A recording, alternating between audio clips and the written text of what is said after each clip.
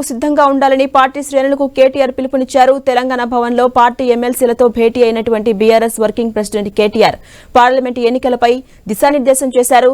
లోక్సభ ఎన్నికల్లో త్రిముఖ పోటీ ఉండే అవకాశం ఉందని, బీఆర్ఎస్ గెలుపు అవకాశాలు బలంగా ఉన్నాయని చెప్పారు. పార్టీ ఓడిపోయిన నియోజకవర్గాల్లో సిట్టింగ్ ఎమ్మెల్సీలకే బాధ్యతలు అప్పగించారు. కార్యకర్తలను సమన్వయం చేసుకుని ఎమ్మెల్సీలు ముందుకెళ్లాలంటూ కేటీఆర్ దిశానిర్దేశం చేశారు. కాంగ్రెస్ 420 హామీలను ఎప్పటికప్పుడు ప్రజలకు గుర్తు చేయాలంటూ కేటీఆర్ పార్టీ శ్రేణులకు పిలుపునిచ్చారు. కాంగ్రెస్ ఇచ్చిన హామీల కోసం అసెంబ్లీ బీఆర్ఎస్ తరపున ఒత్తిడి కొనసాగిస్తామని చెప్పారు.